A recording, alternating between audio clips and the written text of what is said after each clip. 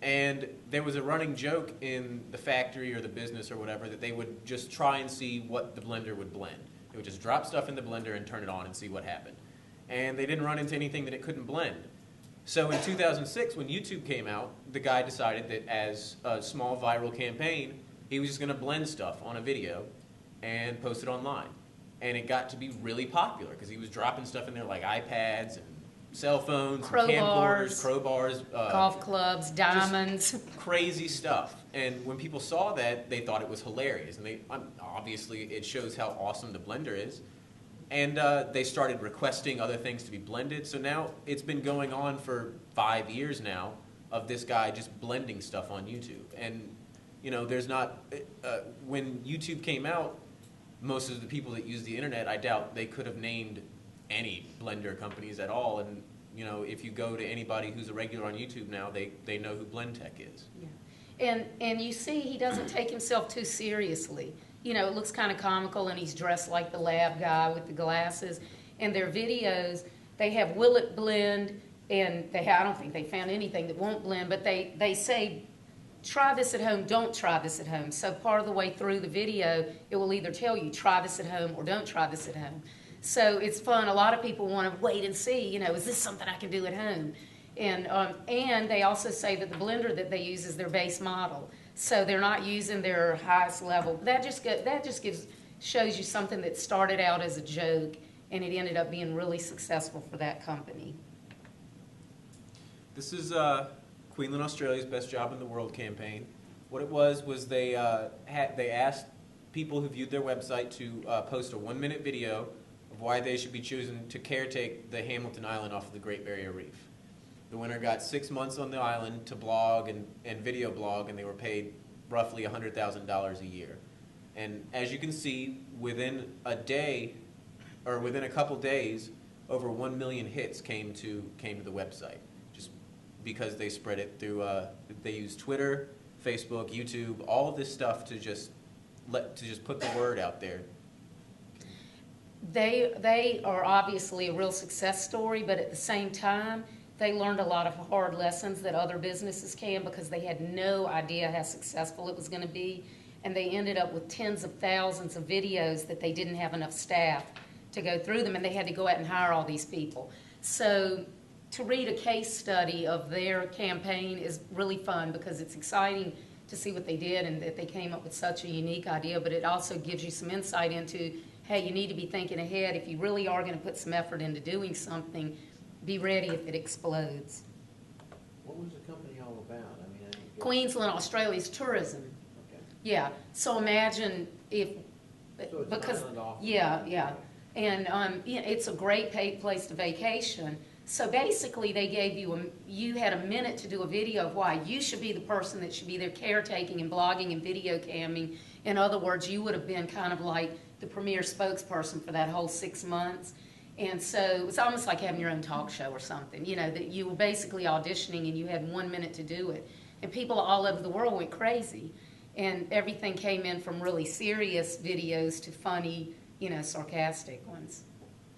I'm sure you all remember the recent uprising and borderline civil war in Egypt. And it was actually covered in the news quite a bit, but the way the ball really got rolling on that was through Twitter, Facebook, and YouTube. People were obviously already upset with the regime in Egypt and all that stuff, but what really helped was that through Twitter, Facebook, and YouTube, young people were able to organize at the time peaceful and organized protests. This was something that, while obviously there were revolutions in the past, as we would know in America, this was organized incredibly quickly and incredibly efficiently and incredibly popularly because of social media. Without Twitter, Facebook, and YouTube campaigns that they used in Egypt, there's no telling how long it would have taken for these people to get organized, or if they ever would have gotten organized. And another thing is that when looting began, the tweets were able to expose that neighborhood watch groups were looting, or help them apprehend looters, so that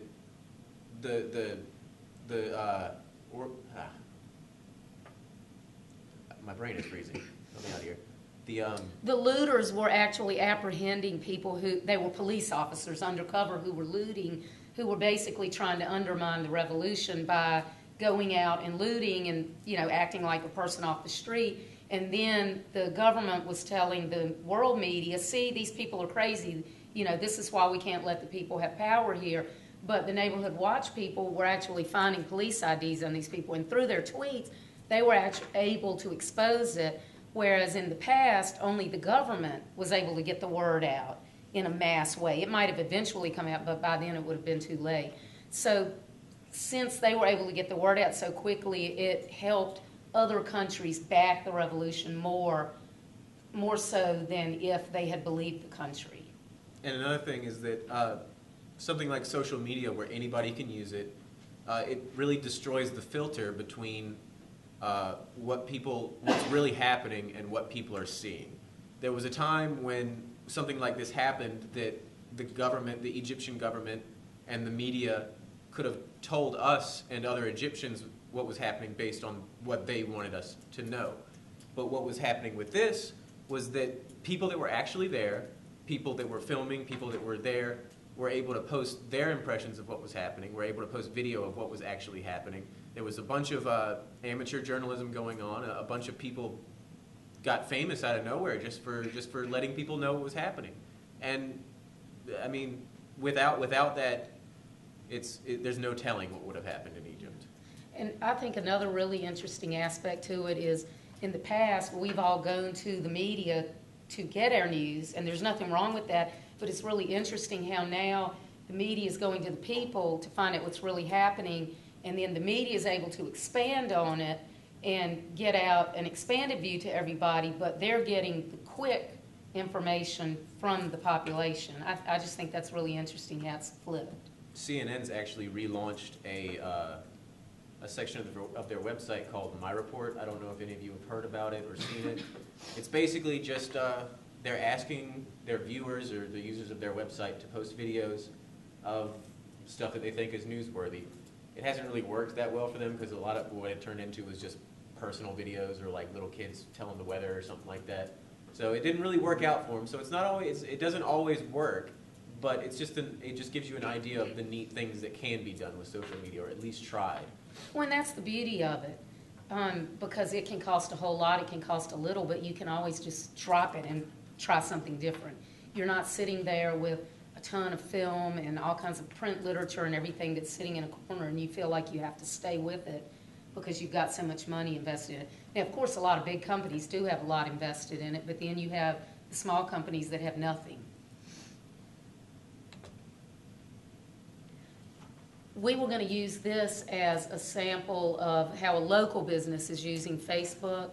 And do you want to do it, Glenn? You know more about this. Okay. Well, WHLF is one of our clients, and when all of Lakes Media, when the network first started using Twitter, Facebook, everything a couple years ago, they really didn't know what to do. So we went out and found a few Facebook pages for radio stations that we felt like were using it well and gave them some guidance. But they on their own have done a great job of coming up with all different kinds of ways to keep their audience engaged.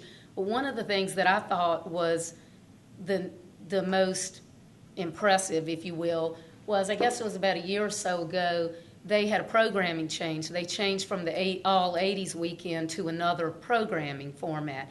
And they got wind that a lot of people were really unhappy. And so they went on Facebook and they said, okay, what do you want? It's up to you. Do you want All 80s weekend or this other programming format that I won't mention?